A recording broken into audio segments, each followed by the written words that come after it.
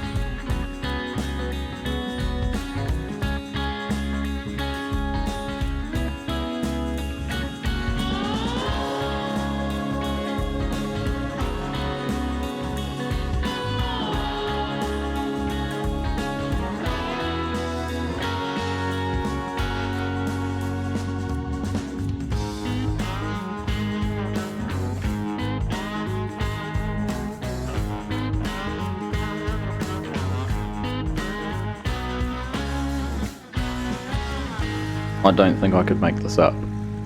5 loads, 15,000 each, is 75,000. We've got 5,389 litres in the wagon. So grand total, 80,389 litres. So there's probably a few of you sitting back going, oh, you must have gone and loaded the field first or something like that. I promise you, I did not do anything of the sort. I just, after that first load, or for doing that first little pass of the run and knowing how many rows there was, just took a bit of an educated guess. I did never expect it to be that close. So that certainly was a bit of a fluky guess. But there we go. If I jump off here, now this won't say 80,000, probably about 2,000 or 3,000 litres down there I'm going to have to pick up with the loader. We just have a look there, 79,500 and only 5% compacted. So there's about 1,000 litres just there. So we'll go grab the bucket and the front loader and we'll get started on compacting that. But that has gone much smoother and faster than I ever expected it would, which is fantastic. Let's go grab the front loader and we'll put the bucket on it and go and try and see if it's worth compacting it with that, or whether the tractor might be the better option. Alright, so we've got the loader on the front. Let's see if we can get this bit of grass here all picked up. Hard down in this depression, unfortunately. Tip it out again, aren't I? Go. It looks like it all. I can't see any more there, so get in here, get it tipped out. Should turn into chaff when we do that. There we go, perfect. I know there is still a little bit. Let's just turn around and get that done. Oh, we've picked up the chaff.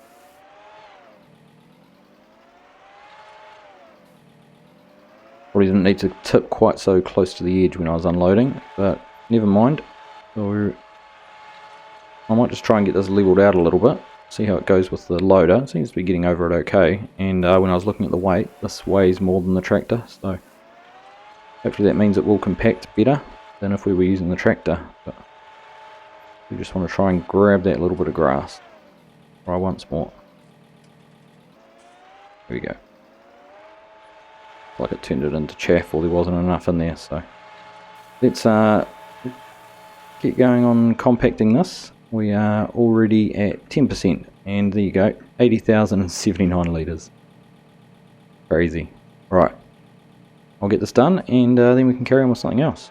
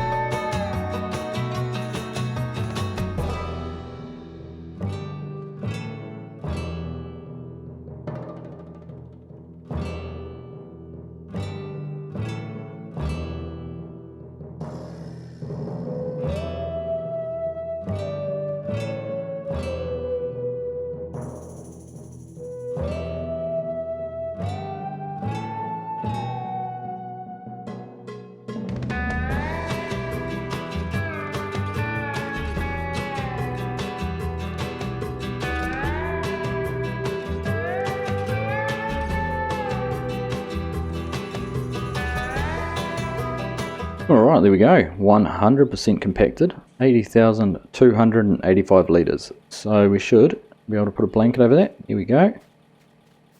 You pick it all up at this end. Look at that. Perfect. Alright, well that's a good job done, or a job well done. Now, just while I've got the bucket on the front, I know there's a few wood chips floating around in this field, so we'll go and race around and get them picked up and out of the way. And then we'll decide what we're going to do about getting some fertilizer on our potatoes. Alright, we're finished with the loading wagon for a while, so we'll just get in here and get everything taken off. Take the hydraulics out, PTO off, and drop the drawbar off there. That's good, that is out of the way. Now, next task is to get these potatoes fertilized, and what I think we're going to do, I might go and get a sprayer and use some liquid fertilizer for that. We'll keep the spreader we've got for applying lime. We're obviously going to need it again soon because we're going to plough that field over there we've just picked up all the grass, so instead of unloading it and then loading it back up and doing all of that, I think it might just be a little bit simpler. We've still got 15 grand in the account, so those sprayers were only 2 or 3 grand each, depending on which one we go for. One of them was pretty cheap, which might actually be the option I choose. So we'll go down and do that. We will also obviously get some liquid fertilizer while we're down there, and I might bring back something in the front, probably a couple more firewood boxes, so we can have a bit more of a tidy up around the yard. I did move a few of the wood chips that were lying around the edge of the fields. I tidied those up and put them all in one pile now, and we still do have one log lying down next to the potato field, so it'd be good to get that out of the way before we're ready to start harvest. So we'll head down to the shop and pick up a few things from there. We're back down here at the shop, and let's have a look at the options we were going to consider for these sprayers. As we looked at before, really 3 options. The 6 meter 400 litre for 3 grand, the 6 meter 600 litre for $400, or the 12 meter 400 litre for $3,000. So I think for the extra capacity, I might go with this one. It's pretty compact, simple little sprayer, and let's have a look at it in some Fendt colours. It does cost us extra over the standard green, so I think we'll just stay with the default. It's not too far away from the colour of our gear, so there we go. We'll buy that. Now 600 litres, let's go and see how much 600 litres of liquid fertilizer will cost us. That's 2,000 litres, but we'd have no way of taking that back. We've got these pallets here, 320 litres, so but they're $1,600, whereas it's 2,000 litres for $3,200. They're quite expensive. Just have a quick look here. Thought I might have had some single options. $100 for 20 litres, so I would need 30 of those, which is $3,000. So I still think our cheapest option at the moment is to buy the big one, so we'll do that. Unfortunately, obviously we're not going to be able to get it into the tractor though, so we might just have to fill up and leave it here and come back for it another time. Hopefully 600 litres will be enough to do that field. It will be a test if we have to run out and come back. Alright, got the forward boxes on the front, a full liquid fertilizer tank on the back. I have to leave that 1400 litres there. I may have to have a chat to the shop and see about getting a skid steer or something down here. That is the shop's loading device, maybe a forklift or something that we can come down here and we're able to take away some of those items.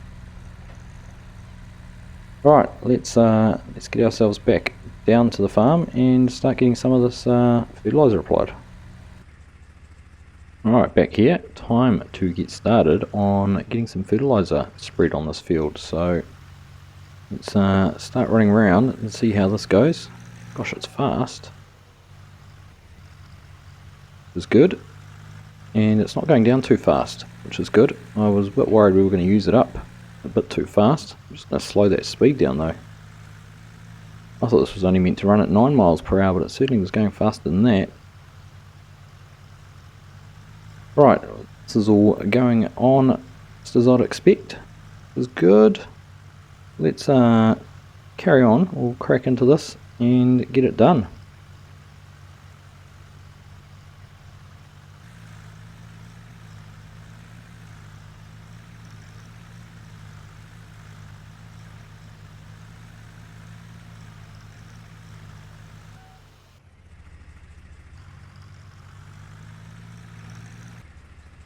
I've just encountered a strange little bug with this sprayer.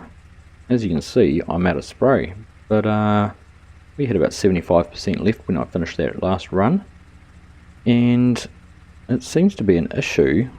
I accidentally jumped out of the tractor when it was moving. Now, excuse my fat fingers, that was my fault, and I'd normally edit this out. However, easy div mode, I put some fertilizer in there. Now, I'm not going to cheat or anything like this. I just want to demonstrate what's happened. We're driving along here, we've got some fertilizer in. It's going to start using it. If I jump out, it's all gone. So, I'm not quite 100% sure what is going on there. So what I'm going to do, we'd used about 25%. So what I'm going to do, I'm going to fill it up, finish this field, and then empty it out again, just so I haven't used more than what we had originally. And then I'm going to have to reconsider whether this was actually the best spreader to buy, or sprayer to buy. We'll head back down here, find our bits we haven't done, of a row in here, get this finished, and this might be for the scrap heap, this sprayer. Alright, so there we go.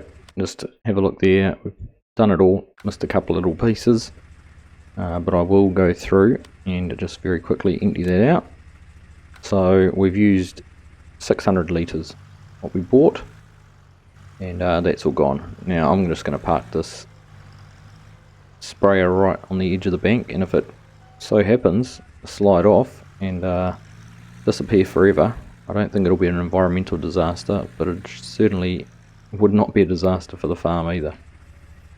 So get that there and get it disconnected, but that might be the last time that sprayer sees the light of day on our farm. Alright, still got a bit of time, so I'm just going to get the plough put on there and going to head over and start ploughing up the grass field.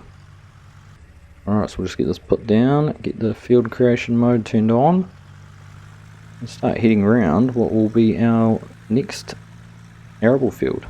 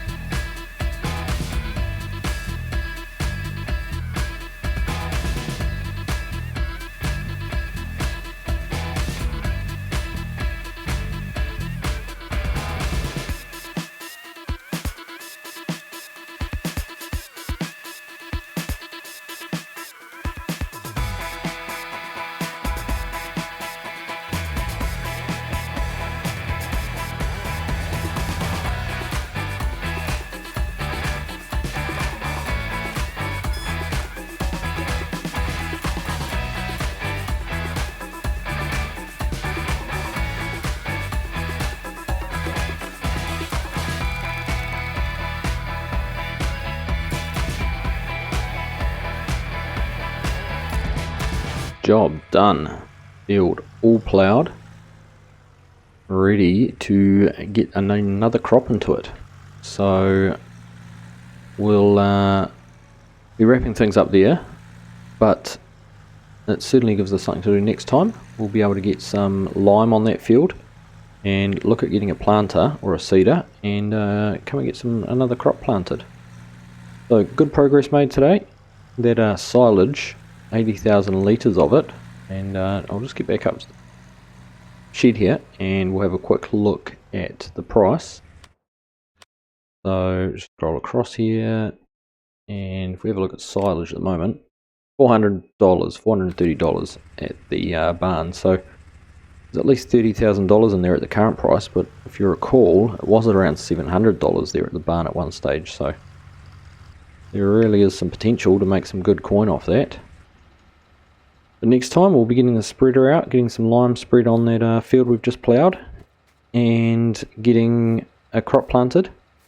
And the way the potatoes are growing, they're not going to be too far away from harvesting, either next episode or the one after that. That'll be good, we'll be able to get those out. And I'm also thinking of getting some animals soon too, so possibly starting off with some sheep. So plenty more to go, plenty more to do, and plenty more things we're going to need to buy, so we're going to need some more money. So we're not out of the woods yet. We've still got a lot of things to do to be able to progress the farm as we would like. But for me, thank you very much for watching. I hope you've enjoyed that, and I will catch you in the next one.